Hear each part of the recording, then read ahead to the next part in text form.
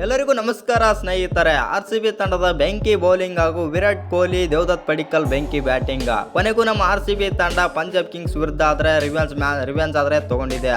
ಇನ್ನು ಈ ಪಂದ್ಯ ಬಂದ್ಬಿಟ್ಟು ಎಸ್ಪೆಷಲಿ ಹೇಳ್ಬೇಕಂತಂದ್ರೆ RCB ತಂಡಕ್ಕೆ ಗೆಲ್ಲೋದು ತುಂಬಾನೇ ಮುಖ್ಯವಾಗಿತ್ತು ಅಂತಲೇ ಹೇಳ್ಬೋದು.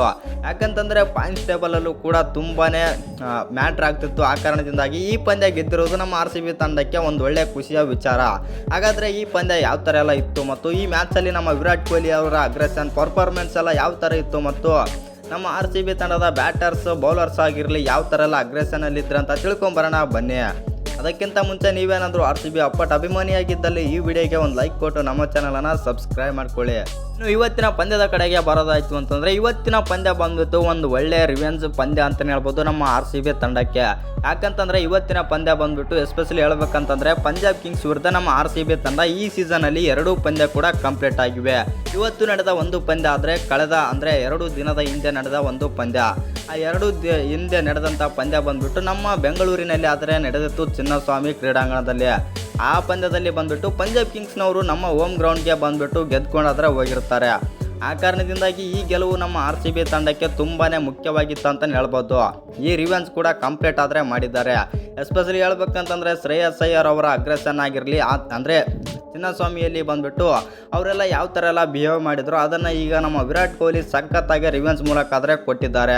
ಇನ್ನು ಇವತ್ತಿನ ಮ್ಯಾಚ್ ಡೈರೆಕ್ಟ್ ಹೈಲೈಟ್ಸ್ ಕಡೆಗೆ ಬರೋದಾಯಿತು ಅಂತಂದರೆ ಇವತ್ತಿನ ಪಂದ್ಯದಲ್ಲಿ ಬಂದ್ಬಿಟ್ಟು ಬೆಂಗಳೂರಿನ ನಾಯಕ ಆಗಿರುವಂಥ ನಮ್ಮ RCB ತಂಡದ ನಾಯಕ ಆಗಿರುವಂಥ ರಜತ್ ಪಡಿಕ್ಕಲ್ ಅವರು ಟಾಸ್ ಆದರೆ ಗೆಲ್ತಾರೆ. ಟಾಸ್ ಗೆದ್ದಾದ್ಮೇಲೆ ಫೀಲ್ಡಿಂಗ್ ಆದರೆ ತಗೊಂತಾರೆ ಅಂತಲೇ ಹೇಳ್ಬೋದು. ಇನ್ನು ಬ್ಯಾಟಿಂಗ್ಗೆ ಪಂಜಾಬ್ ಕಿಂಗ್ಸ್ ಪರ ಓಪನರ್ಸ್ ಆಗಿ ಪ್ರಭ್ಸಿಮ್ರನ್ ಸಿಂಗ್ ಮತ್ತು PS ಆರ್ಯ ಅವರು ಬ್ಯಾಟಿಂಗ್ ಆದರೆ ಆಡೋಕ್ಕೆ ಬರ್ತಾರೆ ಅಂತಲೇ ಹೇಳ್ಬೋದು. ಇಬ್ಬರು ಓಪನರ್ಸ್ ಕೂಡ ಸಖತ್ತಾಗಿ ಆಡ್ತಾರೆ ಪವರ್ ಪ್ಲೇನಲ್ಲಿ.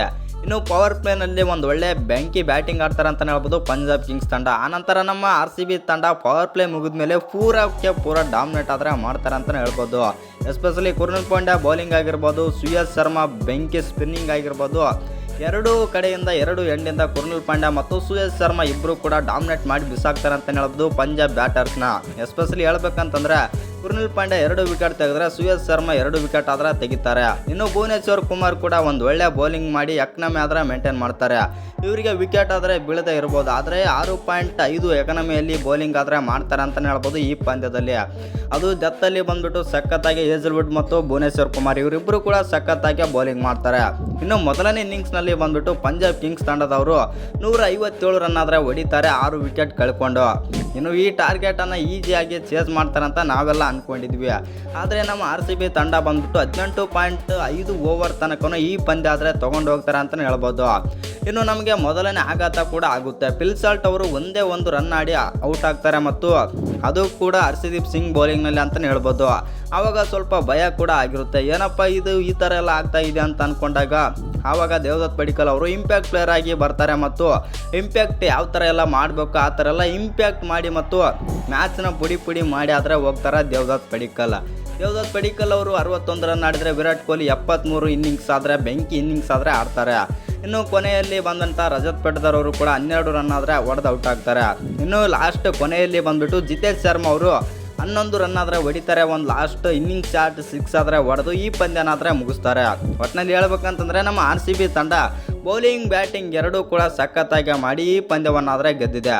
ಇನ್ನು ಈ ಪಂದ್ಯದ ಬಗ್ಗೆ ನಿಮ್ಗೇನು ಅನಿಸುತ್ತಂತ ಕಮೆಂಟ್ ಮಾಡೋದನ್ನು ಮರಿಬೇಡಿ.